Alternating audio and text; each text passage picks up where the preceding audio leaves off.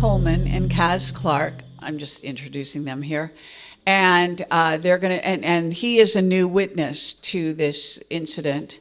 And it's more than just an incident. I mean, we call it an incident, but it's actually a series of things that are quite amazing. And I think that the military aspect of this is very, very important because it highlights how our governments are really dealing with these things, you know, what they're trying to hide from the public. And, you know, just like that UAP hearing that I was talking about earlier.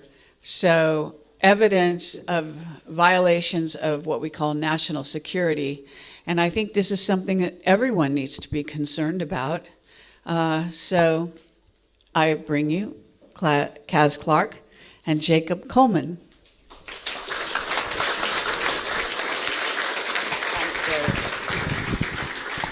Oh my, I seem to have filled the house today. It's good to see everybody. Well, firstly I have to say I apologise if some of you have never heard about the PENTRYCH UFO incident. It's not surprising to me as I've been shadow banned for the last 7 years in an attempt by the authorities to prevent this information from getting out. But they have failed. This is probably the biggest UFO incident in the UK, and it's unfortunate that I cannot talk in detail about the incident today because of time constraints, only to say that the military, knowingly and expectantly, set an ambush for a huge interdimensional pyramid UFO that jettisoned smaller craft, and shot one down, one of the smaller craft, and recovered it in the Llantrisant area of South Wales on the 26th of February 2016. Since this event happened to me, and not by choice, my life has changed completely. This incident is so serious and of such magnitude, silence is not an option. There comes a time when you have to do the right thing, no matter the cost to yourself, and it is honestly one of the hardest decisions I've ever had to make. But it needs to be said. I've been placed in a position where I've been forced to defend myself many times, and today will be no different. I am greatly saddened, shocked, sickened and angry that this is going on without our knowledge or consent. What our military forces are doing directly reflects on all of us as a race, because whoever these people are, they are shooting down. We'll not differentiate between the common man and the military if a conflict were to start. And that, for me, is very much in the public interest. Someone asked me quite recently, Caz, will there ever be an end to this? You know, what did I want out of this? Will I ever be satisfied? And the simple answer is yes. There will be an end to it when the UK government join with the other countries across the world and instigate a process of disclosure in this country. Because they know about non-human intelligences. A petition for disclosure will be launched in the very near future, in fact, in the next couple of days, when enough public awareness has been raised, because there are strict time limits in this country for petitions of just 3 months, which is why petitions, most of them, don't get off the ground. And Gary and I have worked for the last 2 years to gather as much public awareness to this petition, because I want 100,000 signatures, not 10,000 signatures. 10,000 signatures gets me a question raised in Parliament. And after the way they laughed at Rendlesham, and Cameron and his crew all laughed with him, that's not going to happen with this case. I want 100,000 signatures so I can place that petition in the hands of the Prime Minister himself and ask for a change in the law. Gary Jones and I have spent the last 7 years gathering the evidence, exposing the lies and the cover-up in order to bring you the truth. There are many presentations online, and of course, the book called The PENTRYCH Incident, The Greatest UFO Cover-Up of Modern Times, which covers the first 5 years of the investigation, which is absolutely free on Amazon. But if you need a physical copy for the book, there is a printing cost, but it is non-profit. The official story was that this was just a military exercise, And I can assure you today, nothing could be further from the truth. Huge explosions that shook people's homes and the hospital. Broken trees, strange men and women in white forensic suits who were armed. And £3.8 billion worth of equipment in the air. And all at the same time. In what the military call silent hours. This presentation is an update of new information, with new primary witness testimonies and a first-hand account from another primary witness who is here today, Mr. Jacob Coleman. You will hear evidence of the conspiracy to cover up this incident by the mainstream media, South Wales Police, the Ministry of Defence, the Royal Air Force, the Royal Mint. And I do not use these words lightly. And today, I'm going to prove it.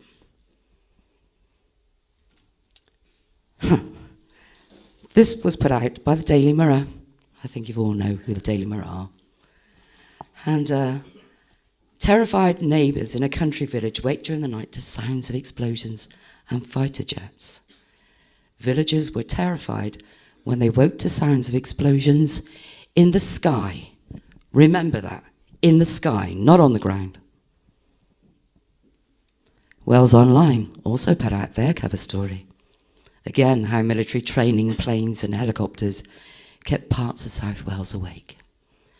Well, after what I saw, I couldn't help myself and made a comment on Wales Online. This is on the morning of the 26th of February, 2016. Thank you for sharing this, but I can categorically state this was no exercise. Last night I saw absolutely everything, and what they were chasing were not planes. I will take a lie detector anywhere for anyone, but what I witnessed last night will stay with me for the rest of my life. What is more, the military knew they were coming and had a spotter plane in the air for 2 days waiting for the event.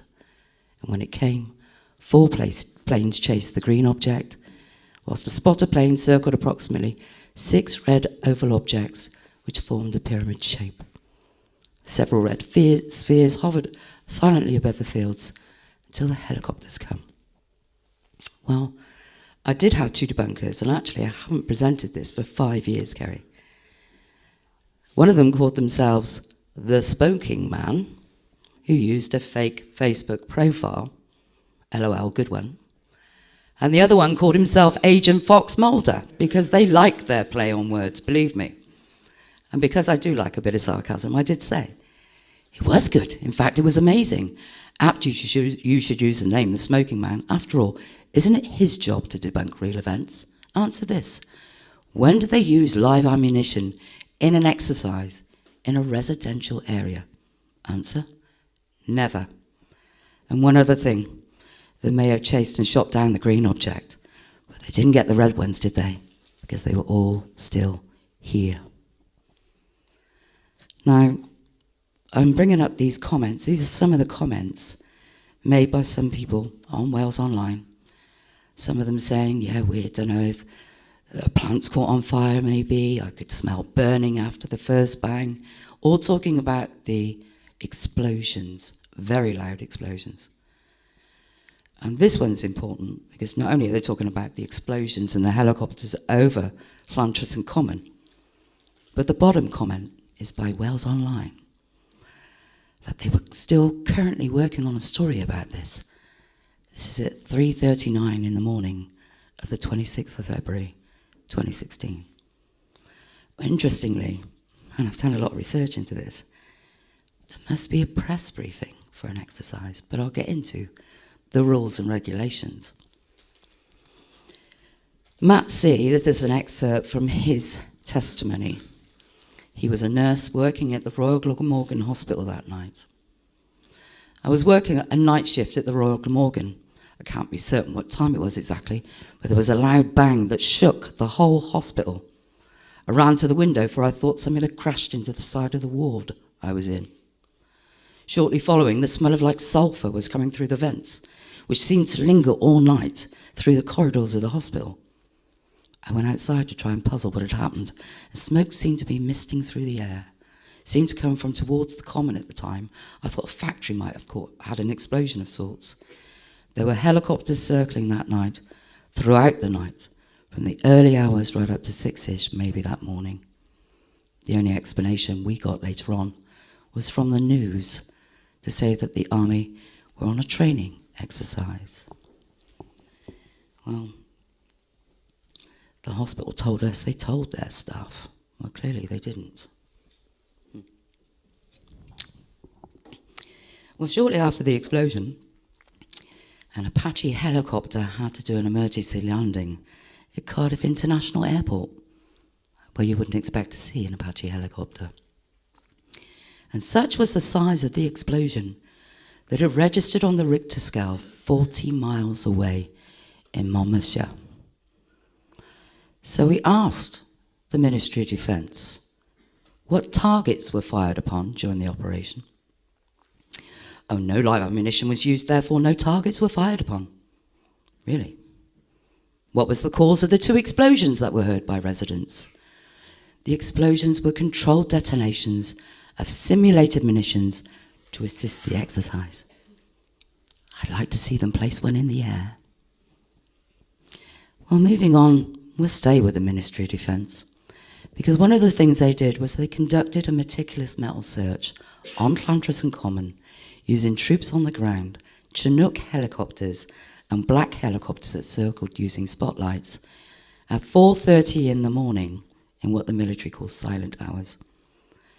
So we asked them, why did they conduct a meticulous metal search in the early hours of the 26th of February 2016 on Llantriston Common, and what were they searching for? And the Ministry of Defence's response was, this information is withheld under Section 26, not in the public interest.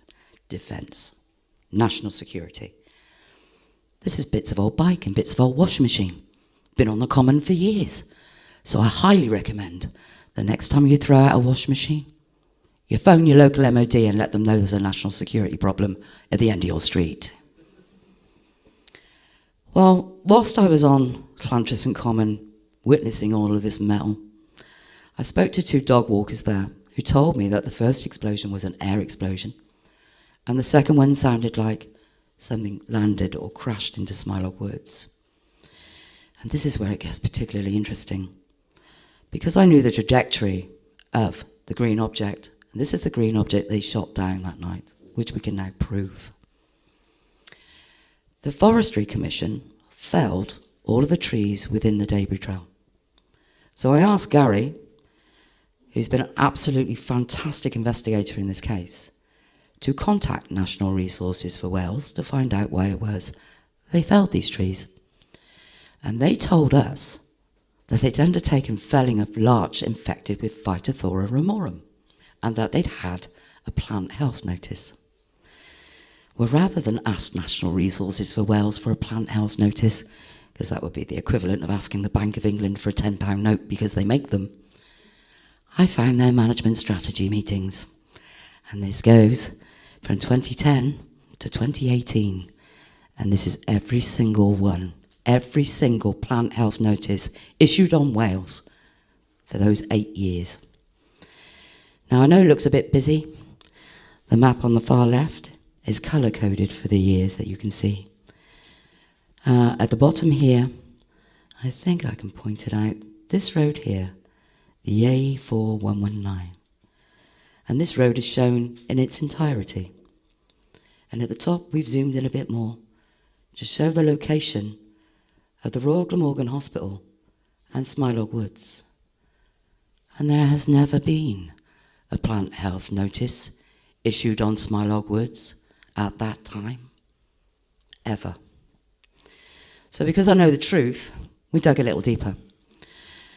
Now this map on the left-hand side is of Smilock Woods, and the brown area are the areas outlined for felling.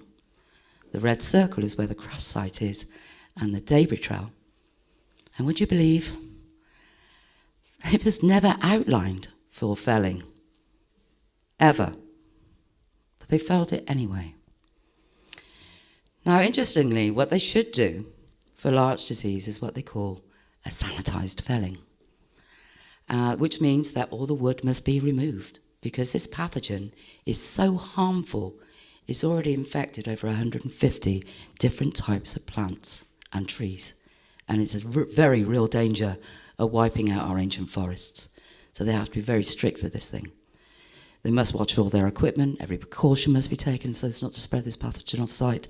Then they must erect warning signs, and they must leave the land free and fallow for a minimum period of 3 years. Well, I found a place in Birmingham in the UK, and it's called Liggy Hills Country Park. And they really did have larch disease. And they turned this beautiful woodland walk into this, a barren wasteland, because every branch, every tree, every stump has been removed. And they put up warning signs. We ask visitors to help us in our efforts to stop this disease from spreading by observing any closures and cleaning your shoes, wheels, and dog's paws so as not to spread this pathogen. And that's what they did in Smilog Woods. Tell me, does that look like a sanitized felling to you? And they've replanted it already. All of the saplings I've outlined here in these white lines, in these clay-covered hills, are new trees. They planted in amongst all of this debris. That is not a sanitized felling. Well, shortly after the event, we had some very strange men and women come and camp in the fields of Pentrych. We've never had people camp there before or since. And they turned up unannounced. And I only knew they were there because they'd given different stories to different people in Pentrych. One group were told that they were a fracking survey team, which didn't go down well in the village at all. And then they said that they were Vodafone doing field research. Well, this tweaked my curiosity, so I went out to see who these people were. And believe me, if it weren't for these few photographs, there would be no evidence whatsoever those people were ever there.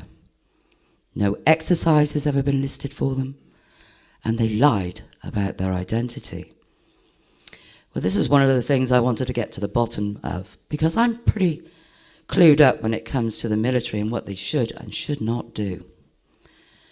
So we sent a Freedom of Information request in to the Ministry of Defence, and it's dated the 24th of October 2018. Local residents were told they were conducting a military exercise in case of an emergency situation. Why were the residents not told the military were conducting an exercise there? And the Ministry of Defence told us that they hold no records in the scope of our request. Really? Now, because I know the truth, we dug again, and the Freedom of Information references are on the top of this slide, and you can go on whatdotheyknow.com and type that in, and the Freedom of Information request will come up for you. So we asked again, why did you send a cleanup crew after the event? What were they searching for? And why were they carrying guns?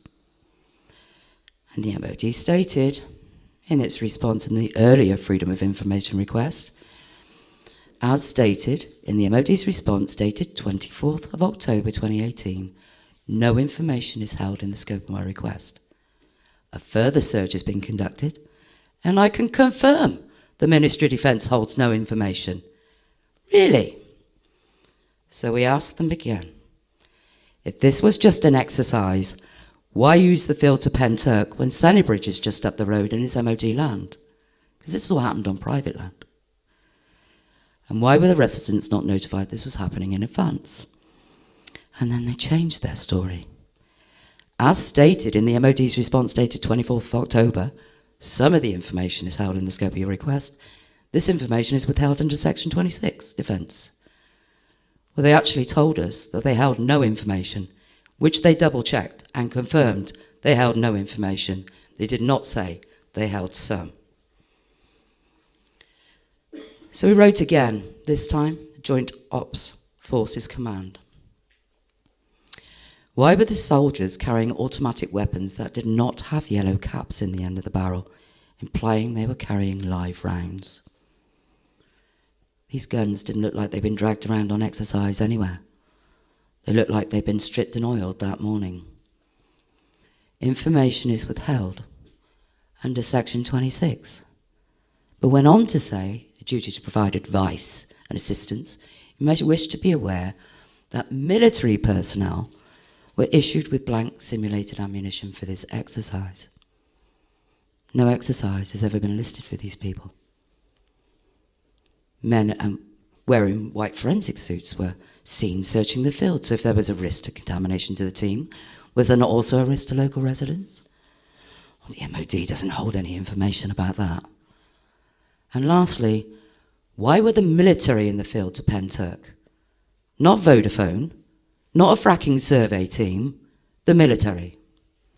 Information is withheld under Section 26, and these people were armed. So I wanted to know why they lied about their identity. And initially, they skirted over the question, thinking I wouldn't notice. Well, they don't know me very well, do they? If this was just an exercise, why did they lie about their identity and give a fake cover story as to their presence? And what were they doing in the fields of PENTRYCH? When approached by local residents, they impressed upon them that they were civilians, even though some were dressed in military attire. No planning permission had been granted for the campsites in those fields, but they were civilian tents and vehicles, not military. Again, I ask, why did they lie about their identity if this was just a military exercise? And the MOD says, a search for the information has now been completed within the Ministry of Defence, and I can confirm that some of the information in the scope of your request is held. However, all of the information falls entirely within the exemptions provided for Section 26, Defence. Well, I was pretty sure this wasn't right or proper, and I found this wonderful document by the Defence Infrastructure Organisation, training over private land, because this didn't happen on Ministry of Defence land. This happened on private land behind my house. And it's for the Ministry of Defence. And these are their rules and regulations. And this is why I love the military, because you don't break the rules. You take your life in your hands if you try. And the first thing I looked up was identification. Section 26B. All members of the services must disclose their identity, and that of their unit if asked to do so by landowners or officials of National Parks or Forestry Commission. It may not always be possible for landowners and officials to be readily recognised, but any persons questioning personnel on private land must be assumed to have a valid reason for doing so. Therefore, the utmost courtesy must be extended to them. Parties of service personnel or individuals are not to avoid any person attempting to question them, but they did, and they lied, and they were armed. So I wanted to know what else they're supposed to do for an exercise of this magnitude, because they had £3.8 billion worth of equipment in the air that night. So these are some of their rules.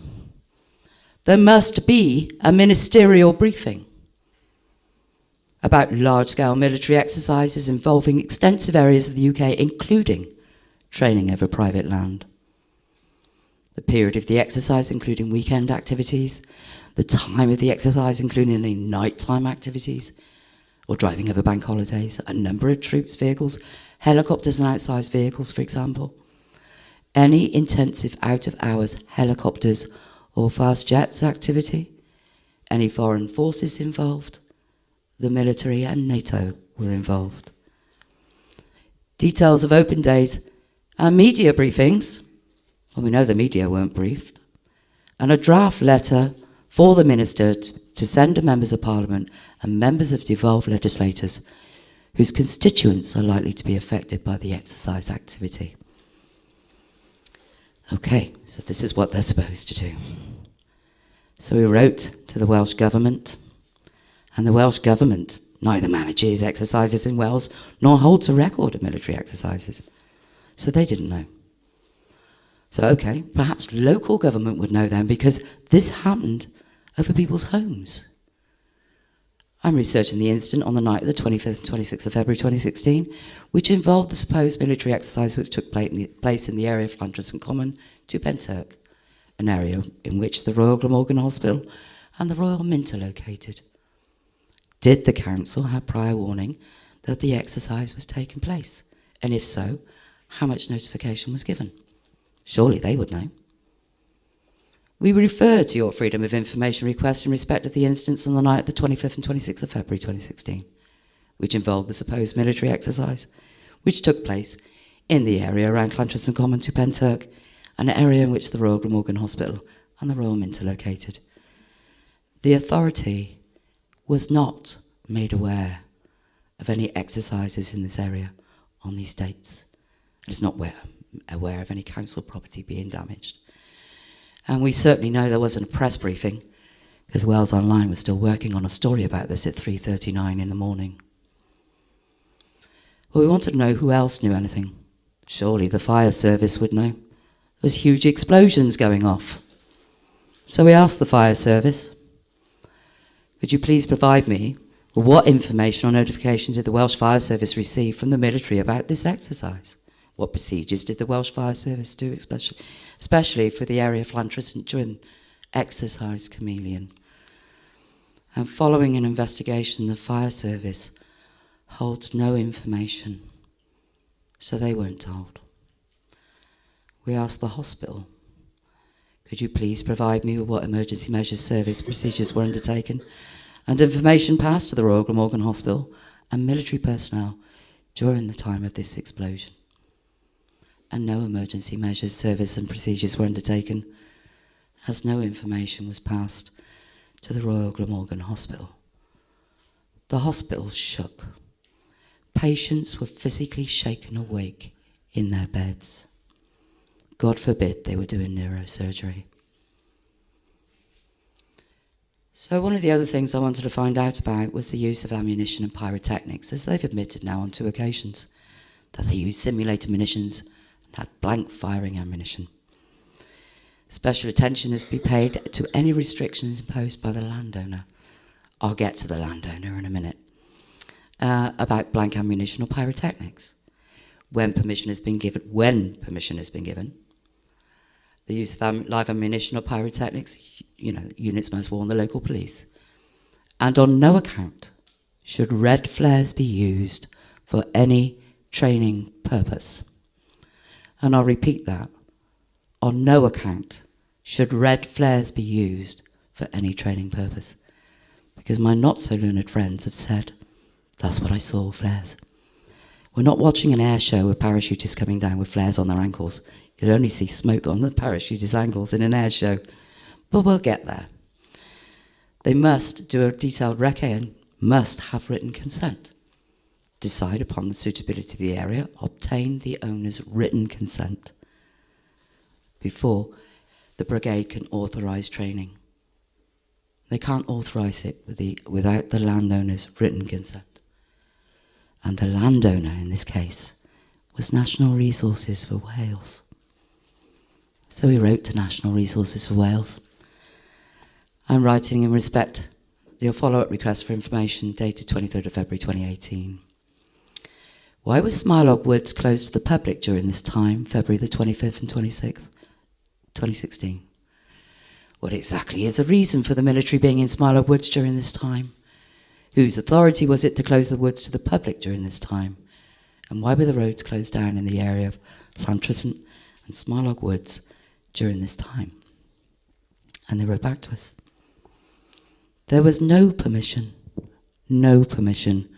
granted to the military to close the woodland and the public paths and to let off explosives in the woodlands mentioned during these dates, or in fact, any dates. So we have no records.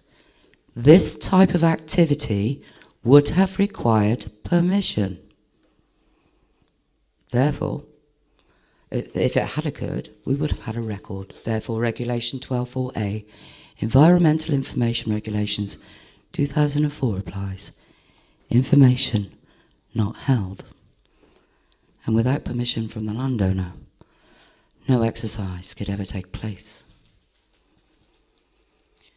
Well, this lady, Miss Martin, wrote to the Ministry of Defence Joint Command to find out whether or not flares were used. And this lady did this independently. I don't know who she is.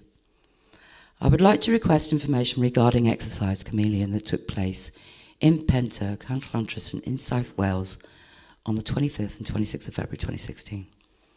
Can you tell me, were any aircraft flares let off during this exercise? If so, what time were they set off? And if so, what location were they set off? And a search for the information has now been completed within the Ministry of Defence, and I can confirm that no information is held within the scope of your request, because they're not allowed to use flares. No flares were used. Well, the only people that actually said that they received prior notification was the Royal Mint.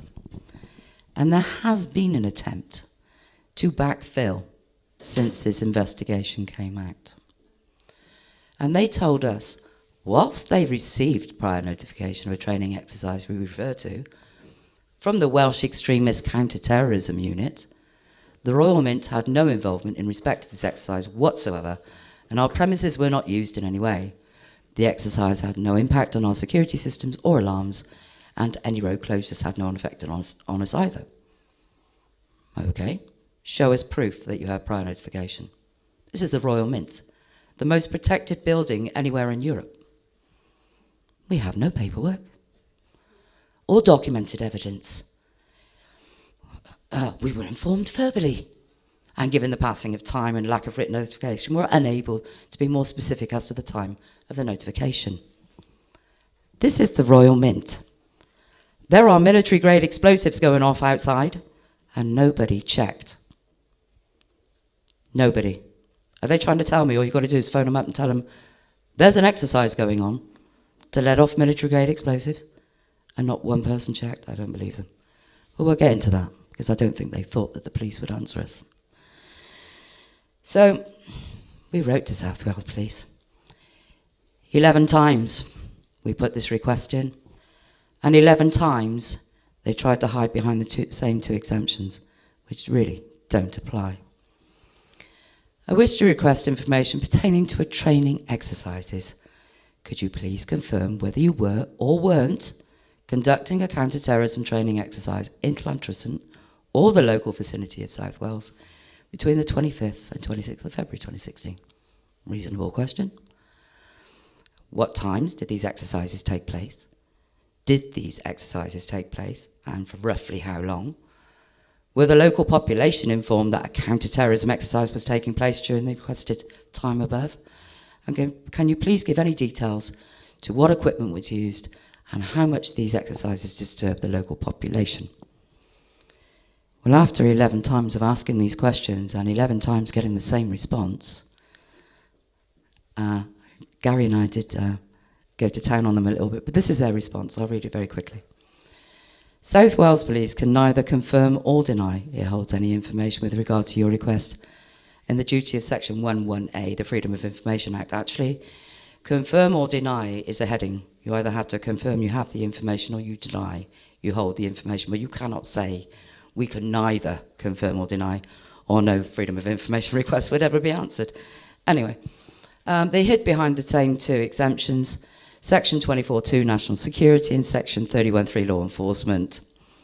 And they wrote, the security of the country is paramount importance to South Wales Police, will not divulge whether any information is held, as this would undermine national security or compromise law enforcement. The threat of terrorism cannot be ignored. It should be recognised that the international security landscape is increasingly complex and unpredictable.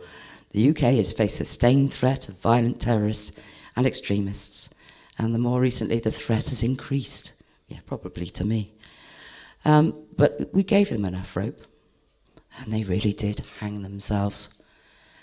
So this was my response, and rather than read out the whole thing, this was my response to them. Dear South Wales Police, thank you for your response to my Freedom of Information request. Whether or not you conducted counter-terrorism exercises on the 25th and 26th of February 2016 in the Llantrisant area of South Wales.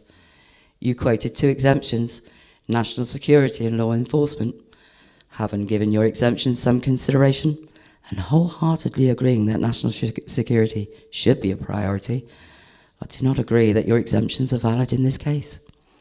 You state to disclose whether or not the information is held would undermine the force's capabilities, which consequently would be detrimental to their ability to deal with the ongoing terrorist threat.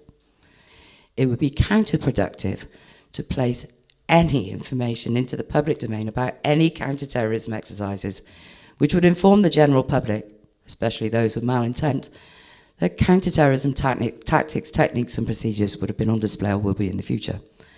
Counter-terrorism operations by their very nature are fundamental to the safety and protection of the country and the public at large. Therefore, to confirm or deny this information is held, negatively impacting tactics, techniques and procedures, which is not in the public interest. Well, I give them a B+ for that. That was a good effort, but not good enough. Because on the 28th, this is what I wrote to them, on the 28th of June 2016 in the Llantrisant area of South Wales, you did indeed conduct a police counter-terrorism exercise in some disused warehouses adjacent to the Royal Mint at Llantrisant Common. A letter was issued and sent to all residents of Llantrisant and the surrounding areas to warn of this exercise in advance. Posters were also erected, giving notice of this aforementioned exercise. Did the rules for national security or law enforcement not apply then? Or indeed, the public interest? This is just one example of police counter-terrorism exercises being announced in advance, where they were advertised by the mainstream media, on television, on local radio stations. Surely notifying people in advance, sometimes months in advance, would be a risk to national security. I'm asking you about an alleged exercise that took place 7 years ago and would in no way impact national security or your techniques and procedures. Police counter-terrorism exercises have always been announced in advance in every major city in England, Scotland, Wales and Northern Ireland. They've also been announced on a Europe-wide counter-terrorism exercise in advance. This subject has never been a secret until now, for these 2 dates specifically. You mentioned several times your tactics, techniques and procedures. I'm not asking you for any of those, but here's a link to a video on YouTube where a senior police officer is giving a running commentary of your police in action during one of your counter-terrorism exercises. And this is in London, and it just happens to be the Assistant Commissioner herself. I feel you are deliberately trying to avoid my question, which is reasonable. And if national security or ability to police did not apply in the country's capital, in every major city in the United Kingdom and across the whole of Europe and the rest of the world, why then will you not answer any of my questions regarding the 25th and 26th of February 2016 in the Llantrisant area of South Wales? If you do not answer my request, I will ask for an internal review, providing more evidence if necessary. If that fails, I will lodge a complaint with the Police Complaints Committee and my MP. In the famous words of the late great President J.F. Kennedy, the very word secrecy is repugnant in a free and open society. The law requires that you answer me, and the exemptions you have given have never applied. Police counter-terrorism exercises have always been announced in advance, on the mainstream news, in the media, on the internet and on the radio. I would appreciate a very quick and timely reply, and not leave me waiting the lawful time allowed. It's a request that can be dealt with in quick time. And quick time, they did deal with it, which is an absolute record for South Wales Police. We did ask for an internal review regarding this alleged police counter-terrorism exercise in the local vicinity of Llantrisant on the 25th and 26th of February 2016. And they wrote back to us, having upheld their original response. An internal review has been conducted in a fair and impartial manner. Nothing's fair and impartial by a police force that is self-governing. And I've said for a very long time, South Wales Police need to be answerable to a higher authority. They also went on to say, if you remain dissatisfied with the response, you have the right to direct your complaint to the Information Commissioner's Office using the attached contact details. Well, someone forgot to action that because those attached details didn't work. So Gary and I went to the Information Commissioner's Office directly to hold South Wales Police in contempt. And that's contempt of court. That's them facing criminal charges of either 2 years in prison, a £5,000 fine for each individual that answers these Freedom of Information requests, or both. And the Information Commissioner's Office don't take on everybody's case, but they took on ours when we submitted our evidence to them. And South Wales Police indeed were investigated by the Information Commissioner's Office, and they did indeed have to answer us. And would you believe, Jeremy Vaughan, Chief of Police from South Wales Police, this is the request and the outcome of the complaint. Inquiries have been made to the counter-terrorism unit, and they have confirmed that they hold no information in relation to this question. So there were no police counter-terrorism exercises on those dates. So why the hell did the Royal Mint say there was? Well, I've just put these two witnesses in. These are just excerpts from their statements. And it's a Sarah W. and a Lisa E. who were walking their dogs in Smilock Woods. And they confirmed that the lanes to Smilock Woods and Bather were closed on the 26th, and the main roads appeared to be open, but the back roads did not seem to be. Lisa E. stated that the common was busy with aircraft and was blocked off, and that no one could get into Smilock Woods. Later in that area, it had a sulphur smell in the air, and Sarah W. also confirmed that the sulphur smell was present for many days, and it was after the time of the explosion. So, we are South Wales Police. Well, I'm on the subject of them because I haven't let them go just yet. A number of roads were closed off during the exercise in and around the Royal Glamorgan Hospital in Smilock Woods. Who exactly gave the order? Why was it necessary to close the roads? And whose job was it to close the roads? Well, initially we got a vexatious reply, which is too much trouble or worrisome to people. We're asking about road closures and they're telling us that's worrisome to people. 7 years ago. So we asked for an internal review, and this is hilarious. We have been unable, quote, to locate any information in relation to any road closures on the date specified.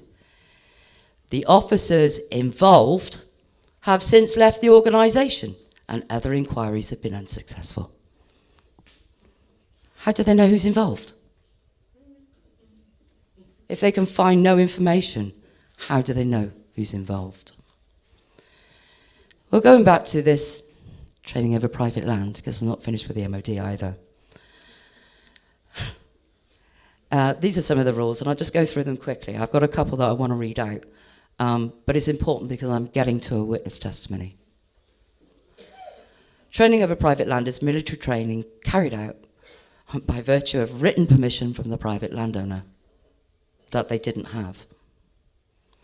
The use of privately owned land by the military personnel is not an entitlement, and the continued use for training is dependent on maintaining good relations with both landowners and local communities. Or perhaps they'd like to explain to the residents of Llantrisant and Pontyclun and Bather why they were hovering their helicopters low over their homes at 4:30 in the morning and letting off huge explosions.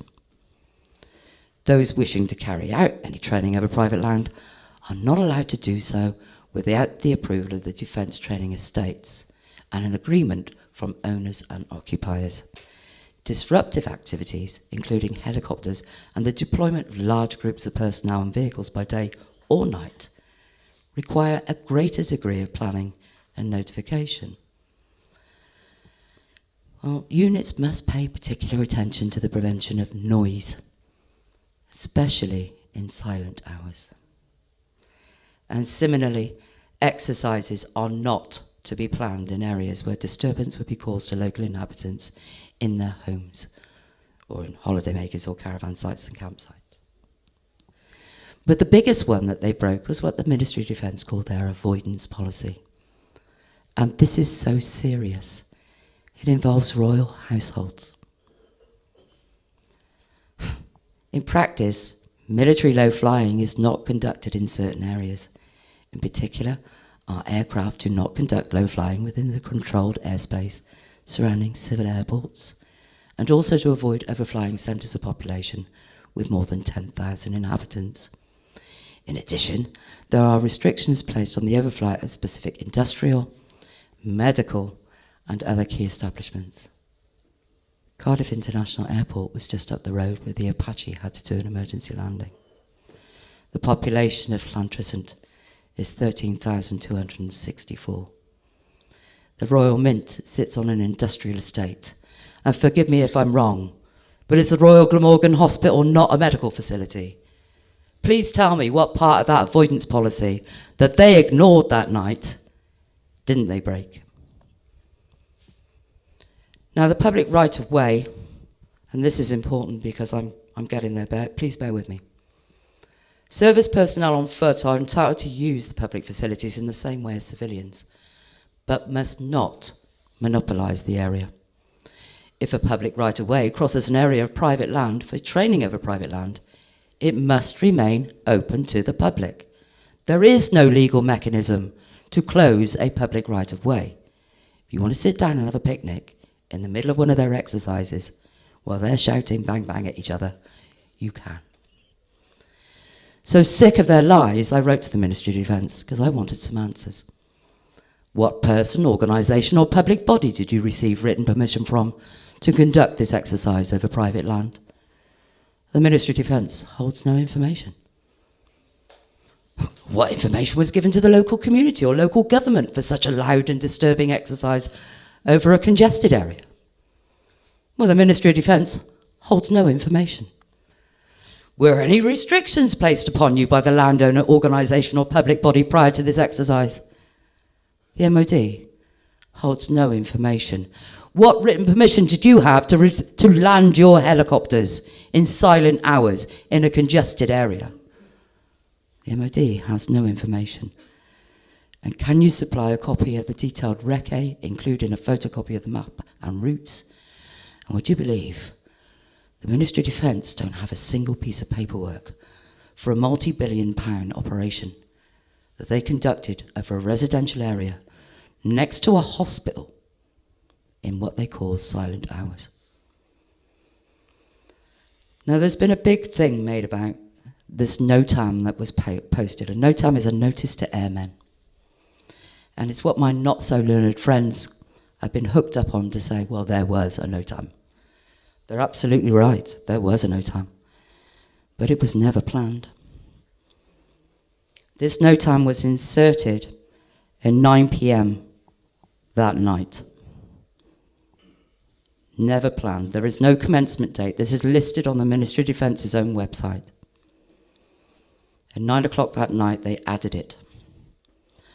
And they went into some detail about the boundaries for this NOTAM. And let me tell you, they're not allowed to fly within 3 nautical miles of the boundary of a NOTAM.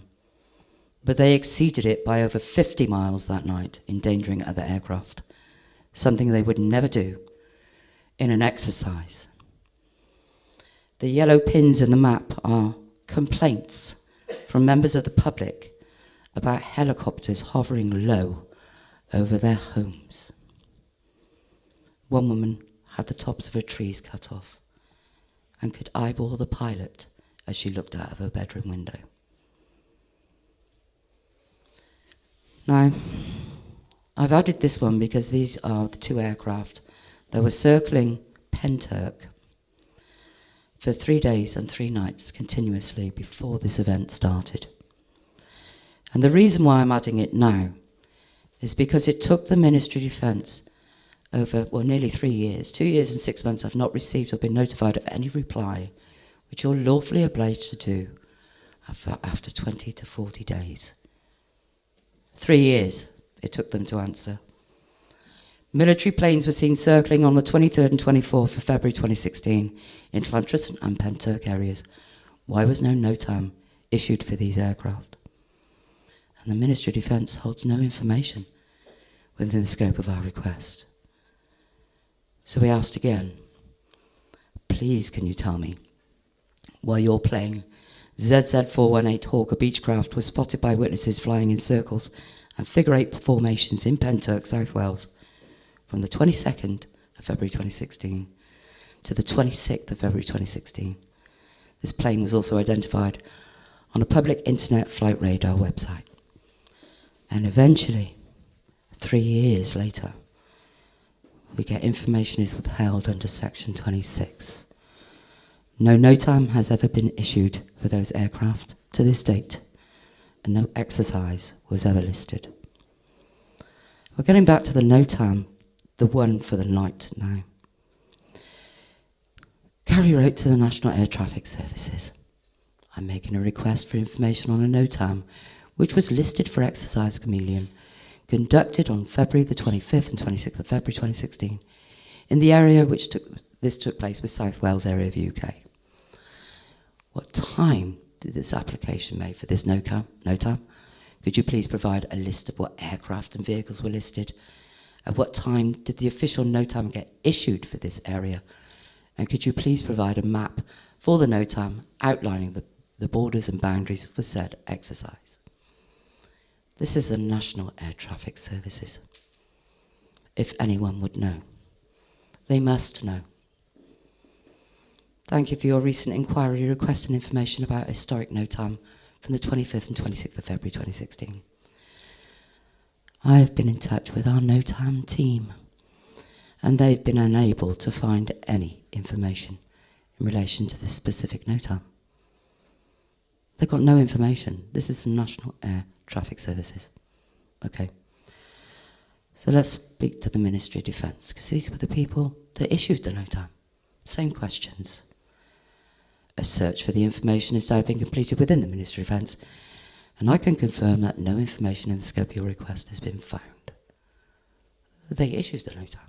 However, under Section 16 Advice and Assistance, I can advise that the Ministry of Defence submits NOTAMs to certain military exercises to the Civil Aviation Authority at least 5 days prior to a military exercise. 5 days. So we wrote to the Civil Aviation Authority. Same questions. What time was this application made for the NOTAM? Could you please provide a list of what aircraft and vehicles were listed? At what time did the official NOTAM get issued for this area? And could you please provide a map of the NOTAM outlining the borders and boundaries? Your request has been considered in line with the provisions of the Freedom of Information Act 2000. Following a review of held information, it has been determined that the CAA holds no information in the scope of your request. These are the people in charge of your airspace when you're flying off on your holidays, and they know nothing about it. Well, we do have some additional primary witness testimony. And this man, and I've had his testimony confirmed because he wasn't alone. We have had to distort his voice to protect his identity. These men were assaulted, illegally detained, illegally searched. Oh yeah, what do you call it when you're forced into a vehicle against your will and driven off into the night and you've no idea where you're going? You've no idea if you're going to live or die. Oh yeah, kidnapping. You're absolutely right, kidnapping, which is a breach of international humanitarian law. Please listen carefully. Some of it is quite difficult to understand. But this is a witness in Smilog Woods that night who saw the object on the ground. Can you tell me then what happened that night? He just talking away about it, and we can sort of hear like a rumbling helicopter. Yeah. That faintly, but close but not close. We hear that, and we just didn't pay any attention to it. But we could hear it, and then all of a sudden, we hear the bang. But the only way I can describe it is it was loud, but it wasn't sort of loud. It was loud to the point where when we started talking about it, we felt that maybe because of the length of forest in the trees between it, Yeah. from the wall, because we assumed it was a crash, we thought maybe the trees had dampened the sound. But anyway, within milliseconds of hearing that, the easiest way I can describe it is if you stood on a vibration plate, like them exercise Yeah. the vibrate. It was like that. The ground went Right. for a minimum of 2 seconds, if that. We both spoke like things crash like. We assumed like that.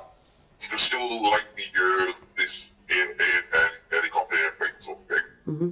Then we decided we leave the camp and put some logs on, because it was a fair walk back down the road.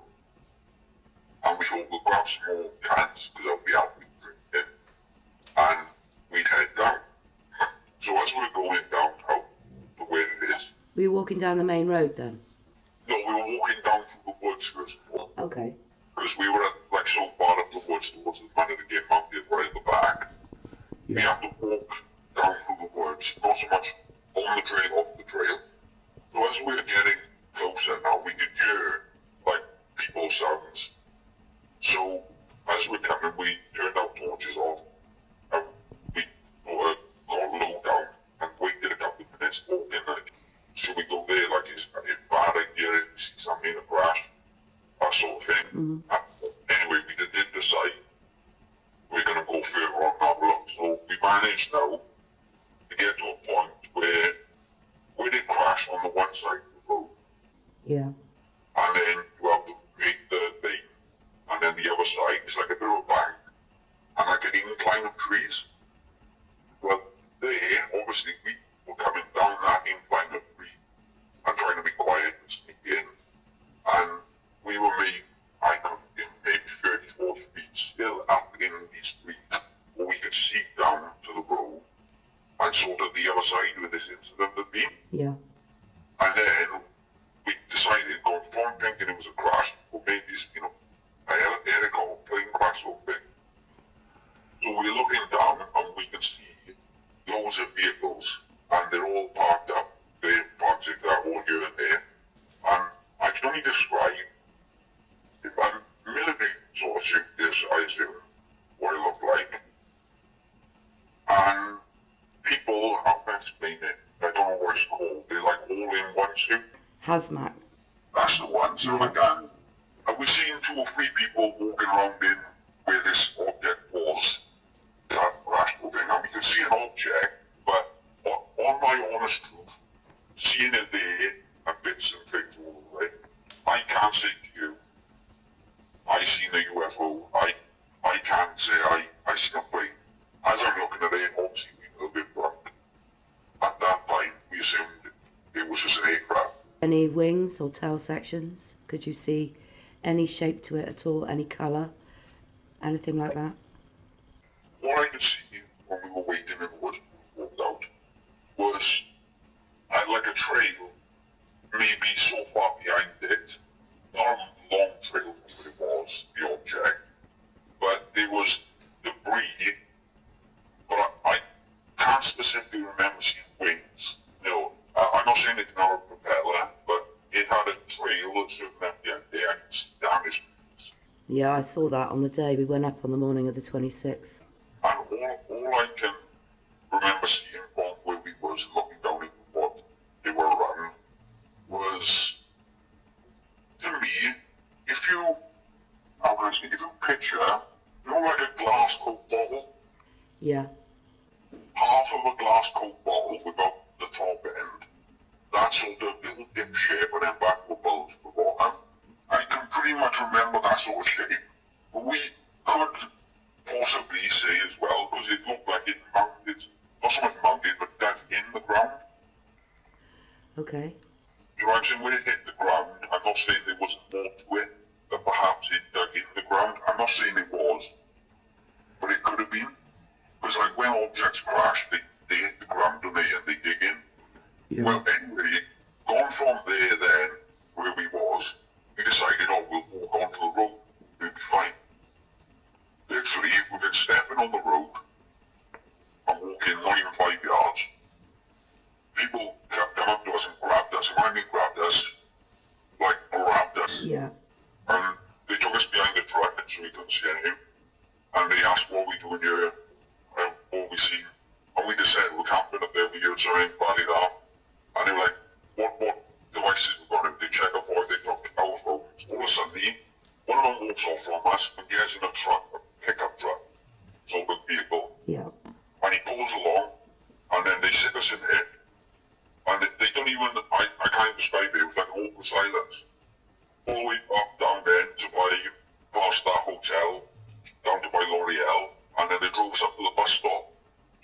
Eyewitness in Photography. I do, yeah. And when we pulled up on the bus station, I can only describe it. We sat there for like a minute before they even let us out. But there was no words. They didn't say anything.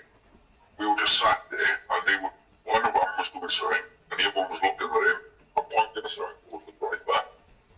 And then they opened the door, when I got out, opened the door and let us out. And they returned our phones. And then, obviously, we didn't check our phones first of all, but we had passcodes on them. Yeah. But, like, obviously, we were, as soon as we got out, they got, we were like, what's that? Oh, what the heck? That's an excerpt from his interview. That's not the whole interview. The military are not allowed to monopolise an area for an exercise. There's a public right-of-way that goes through there. They kidnapped those men and took them miles away. And they had to walk back because their vehicle was there. Kidnapped. And the military had absolutely no permission to be there. Now we have another primary witness from PENTRYCH. And she's, I hate this because some people have said, oh, you know, anonymous witnesses are sketch. They're not sketch when they're protecting their professions. These people are professionals. They don't get any monetary gain from coming forward, but they had the decency to write us a statement. And here is my statement, not mine. On Friday the 26th of February 2016, I was woken up in the middle of the night by loud aircraft noise and very bright lights. I looked out of the bedroom window towards the fields behind the primary school in Tinnycoid Woods. I was concerned as the lights were so bright and the noise so loud. I thought an aircraft was crashing in the fields due to the low height. I continued to watch from the window at the bright lights combination of very bright white lights and red lights, trying to work out what was happening, when literally the lights went and the aircraft went. I couldn't decide if they went to ground or flew off. It happened quickly where I was and looked as if one went to ground. I couldn't make out that any amount of aircraft as the lights were blinding, but there were a few by the different engine noises.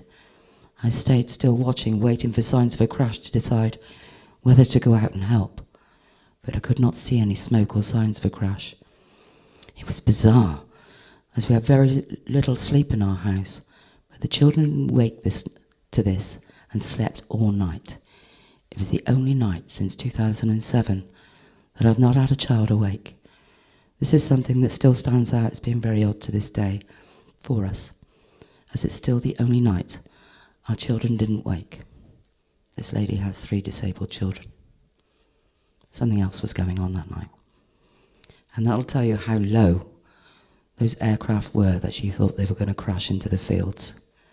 Because the military broke every aviation law that night, both in minimum heights and minimum safe separation distances. We have the Colwinston witness. This is the public statement. A family living in Colwinston, a village in a rural setting southeast of Bridgend, not far from PENTRYCH, was awoken just after 2 a.m. by their house vibrating.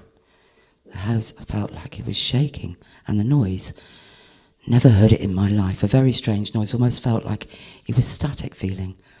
A dog was barking and was described by witnesses as bonkers behaviour, which is not characteristic. Through the window, the witnesses saw a large object flying over the house, roughly west to east, just over the rooftop. The object displayed a row of orange and red lights and its underneath surface had a light green hue. A green light glow was seen leaving the main group of lights, and this descended into the fields in the area southeast of Colwinston. During this time, the witness managed to get several photos on his mobile phone. And yes, we do have them. About 6 to 7 minutes later, several aircraft were heard flying overhead. Bright lights were seen, and what were thought to be Apache helicopters were heard flying around, but which were dark and did not display any navigation lights at 2:33 a.m. These were heard circling the area where the green light had gone down for 5 to 6 minutes. The aircraft then headed off to northeast, roughly in the direction of Llantrisant and PENTRYCH. Then all went quiet and the witnesses went back to bed. Following the incident, the official explanation that this had been a military exercise had persuaded the witnesses that this had been the case. But recently, on learning of the incident at PENTRYCH, the witnesses checked the dates and times on the photographs and realised that the incident that they experienced was on the same night and therefore must be linked in some way.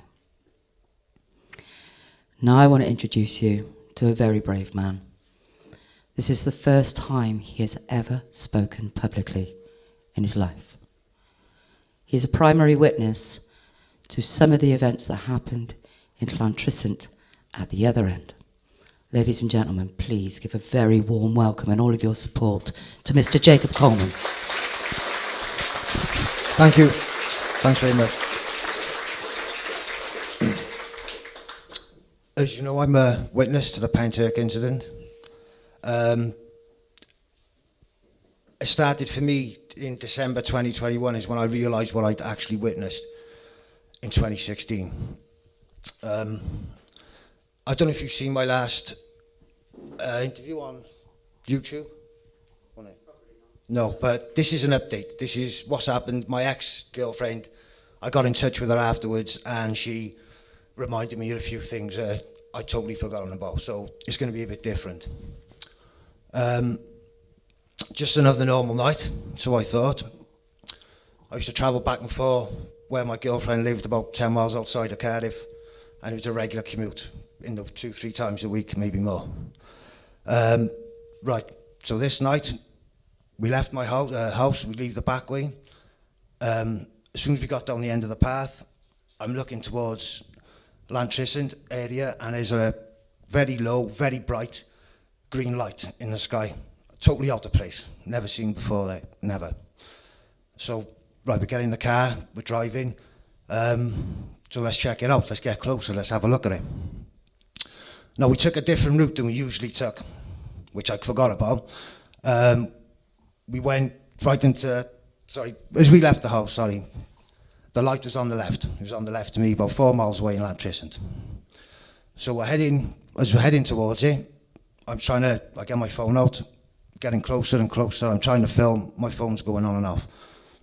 Nothing. As soon as I'm driving towards the light, well, I'm the passenger, and as we're getting closer, I see other lights around it.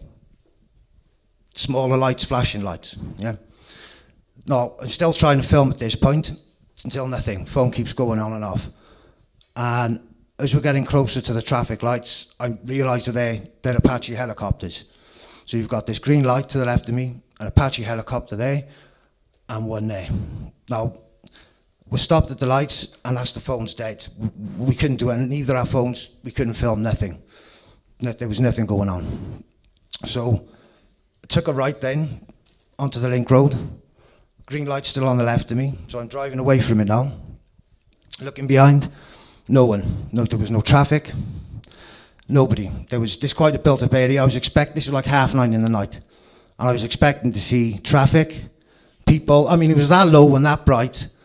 I was expecting to see people pulled over in their cars and out pointing, looking at it. That is how visible it was. And we went through, this is 9:30 in the night, and we went through to the link road, and we didn't see a soul. We didn't see anyone, no cars. Every traffic light we stopped at, we were the first ones there and the only ones there. So I go onto the link road, we take a right, and driving away from it now, so it's behind us. Looking around behind, there's nothing there. There's no one around. We then take a left lane onto the link road. The green light is on the left of me with the Apaches. As I go up the link road, it goes up a bit, so I got a better view.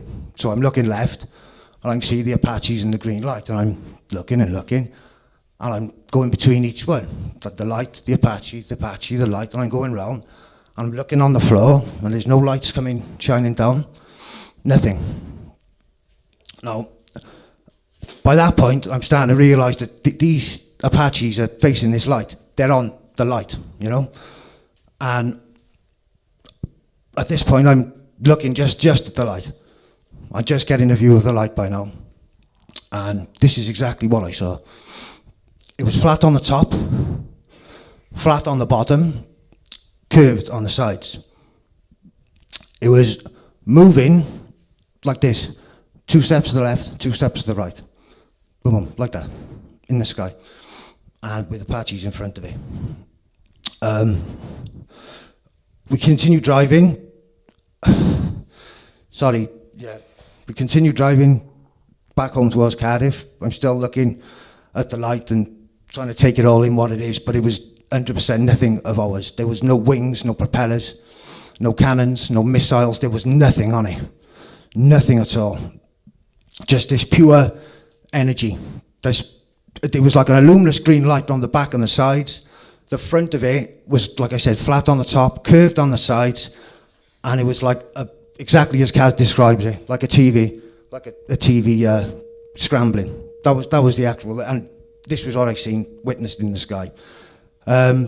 We continued driving. Oh, at this point, our phone's still not working. We continued driving, and my girlfriend said, "Actually, do you want to check it out? Do you want to go and have a look at it?" And I said, "Oh no." I said, "Let's just go home." Do you know what I mean? I said, "Let's just get out of here." So we kept driving, and at that point, I pulled my phone out. I started filming. I got footage of it. We're trying to get it. Still in the process. But yeah, it was filmed. I've got about 3, 4, 5 different videos, maybe. I'm not sure exactly. But we continued then to keep going, carry on driving. I was filming. Then we seen more helicopters, very low, 40 foot off the floor. Driving even more, and there was still more helicopters, very low, clustered together, just hovering above the ground. I also seen another light as well, slowly floating, which I did film. We continued then to drive home and back to Cardiff, and that was it basically. We seen what I seen in the sky, but it's 100%. I know it's what Caz has seen. I know it's what Caz has seen. 100%. It's the same thing, exactly the same thing. And like I said, nothing I've ever seen before or since. It only hit home when I seen the Paranormal Scholar video 2 years ago. When I heard Caz describing, then I knew what it was. Because when I originally seen it, I was dismissing it. Like, you're not seeing this. You're so unbelievable what you're seeing. You don't believe, and I dismissed it, you know. But when like I said, I'd seen Caz's video and it brought it all back, and that's 100% is what I seen, is exactly what Caz seen. Yeah, one day. All right, but that's the best I can do. Putting up thanks, thank you.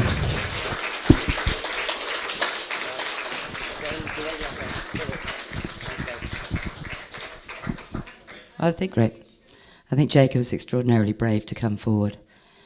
But here's some of the best evidence that we've got to date. Firstly, let's have a look at, well, this is only in March of this year. It took them 7 years to answer us. I wish to make a Freedom of Information request, please. Could you please confirm if any information is held within the Ministry of Defence or the Defence Infrastructure Organisation or any office that would hold information pertaining to any day or night military exercises or day or night low-flying exercises for the area of South Wales for the time of February of 2016. I am treating your correspondence as a request for information under the Freedom of Information Act. A search for the information has now been completed within the Ministry of Defence, and I can confirm that no information in the scope of your request is held. There were no programmed Defence air exercises in South Wales in February of 2016. So why were they there? And how did I know on the morning of the 26th of February that it was not an exercise? Because I saw it. And this is why they were there. First, I have to post this very briefly, because that's just the permissions for me to release these photographs. These are some of the objects the military were pursuing that night. These are some of the objects that came out of the pyramid that they herded up together, one of which they shot down in Smilock Woods. The metadata is there 26th of February 2016 at 2:33 in the morning. Have a look, because they're nothing like anything we have. And these things are about the size of a small car. Now I have a small closing speech for you. This could never have been, nor was it ever, a military exercise. The evidence has shown the PENTRYCH incident, above and beyond any doubt, was real. I would never have pursued the authorities like no other witness before me and held each one of them accountable if this did not happen. Together, Gary Jones and I have exposed the lies that we have been told and systematically took them apart, because I know the truth. I saw it. And no lie, fake cover story, or non-applicable exemptions will ever stand against the truth. It gives me strength and a sense of hope to know the world is changing. And in recent months, disclosure has been drip-fed to us. But it's not enough. I am disappointed with the American UAP task force, who call witnesses and people who have spent and worked tirelessly for their entire adult lives to bring us the truth, self-serving, when we're serving the people, not ourselves, something that the government should be doing and should have done a very long time ago. I have listened closely to their excuses, and quite frankly, they are avoiding the truth. I find it hard to believe they do not already liaise with their allies, with NATO and the UK military, as they were there that night. They filmed it, orchestrated it, controlled and witnessed the whole incident, yet can sit in Congress and still say they have never shot one of these craft down, when that is categorically untrue. If there are consequences, perhaps it should be directed at those who deliberately lie to our world leaders, or hide behind the fact that it's not in their database, when it should be. Because in the age of information, ignorance is a choice. I beseech them to show the footage for this case to Congress and to His Majesty the King. Because if they do not know, they must be told, because it can in no way affect the national security systems they use to detect and track these craft as the excuse not to. This case is so serious, it affects us all. There are some good people out there in positions of power who know the truth, who live it, and have been forced to hide the truth when they don't want to. In today's climate of the highest-ranking whistleblowers, and the fact that Congress is still being deceived, and has been for nearly 100 years now, if ever there was a right time for these people to stand up for humanity, it's now. We are one race, and we are one planet, and we may only have this one chance. And I call upon those people to come forward and join the ranks to disclose what they know, because it's time to stand together as human beings. What's the use of secrecy if we doom ourselves to destruction because of it? And finally, and I must ask, because this has never been done before, to His Majesty the King of England, King Charles III, Your Majesty, I have been nominated on behalf of some of your people who have experienced this phenomenon firsthand, including myself, to ask you to tell us the truth regarding the existence of UAPs and non-human intelligences. Your Majesty, we come directly to you, because there is no higher authority. You are our leader, our king, and we trust in you. We have served you and protected you loyally for our entire lives. We have fought for you and we have died for you, and we will follow you even to the end of the earth. Your Majesty, we beseech you, the time for truth is now. The time to decide is now. I have been told we don't have a right to know, but we should know. And more than that, for our undying service and loyalty, we deserve to know. And if these are to be the last words I ever get to speak, Let there be an answer for all our sakes. Ladies and gentlemen, God save the King, and may God protect us all. Thank you very much.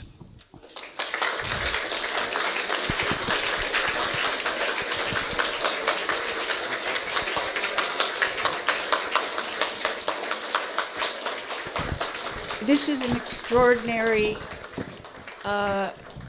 piece of evidence, lot of evidence, and these people have risked their lives, really, to stay with the story for years now. So we're not just seeing a presentation. We're actually seeing some very brave people spend a great deal of their lives to bring this amazing incident forward. And what it says about what's going on and how the secrecy is so pervasive is just extraordinary. So I just want to say some quick questions. Is that all right? Yeah. So at this point, you have had no response, I take it. That's been beyond what you've showed us. No, not from the military, but we've not really started with the military yet. They've hidden constantly behind Section 26 defence. They have a secret study called the Condine Report that they completed in the year 2000 that obviously Parliament did not know about. It was conducted by the Ministry of Defence. Dr. David Clarke was the man that discovered this document, and within it, because I have read it, they state that UFOs are of no defence significance and are not a threat. And if that is true, they cannot hide behind Section 26 defence in this case. So this is just chapter 1. Watch out for the rest. Okay. And has anyone in the crowd got a question? Miles, especially because of your background. Is there anything you would ask her or, suggestion you would make to them at all? Do not trust in your king. Yeah.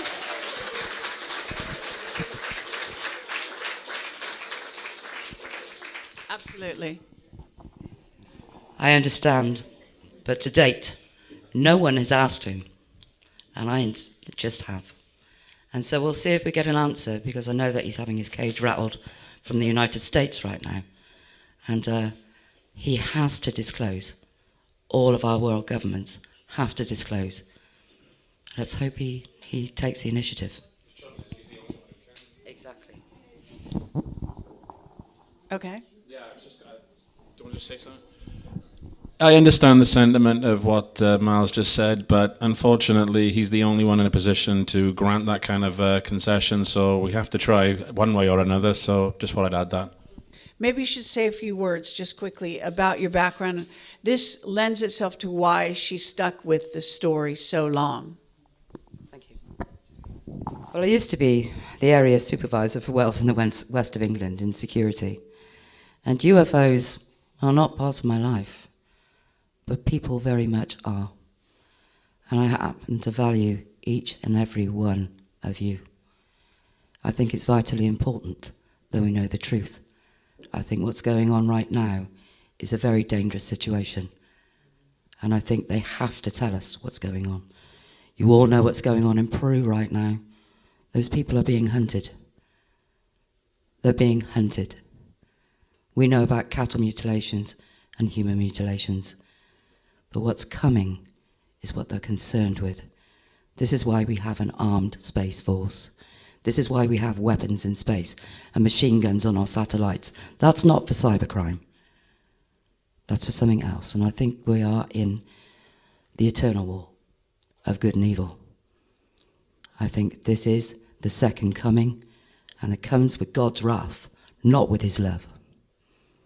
I think we're in a very dangerous situation, and they have to disclose. That's why they're recruiting from the public right now. For Space Force, globally, not just the United States. This is a global effort. This is a serious situation, because I don't think they can stop them. Okay, I do want to say that things are going to mount up here because of, you may not like the UAP hearing. Certainly it's limited from my point of view, but we are moving forward.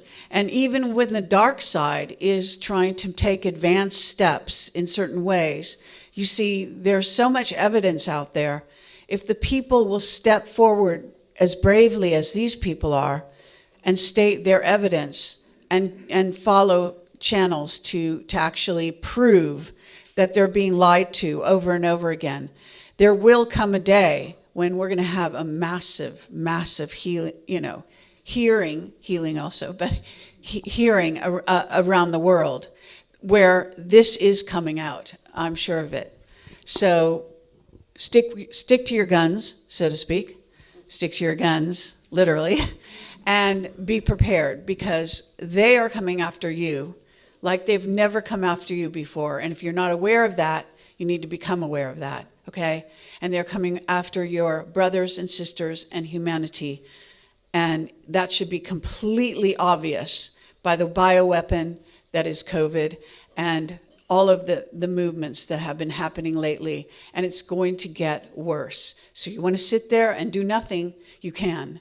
But I would urge you, if you know someone who has seen something, if you know someone who has witnessed the lies, been lied to, been in the military, you have relatives, you know people in your families, these people, yes, they might end up violating their security oath. Bob Dean did it. I'm not recommending it necessarily, but I am saying this is your responsibility. It's all of our responsibility. We need to bring this forward, and I just applaud you both, all of you. And so thank you very much.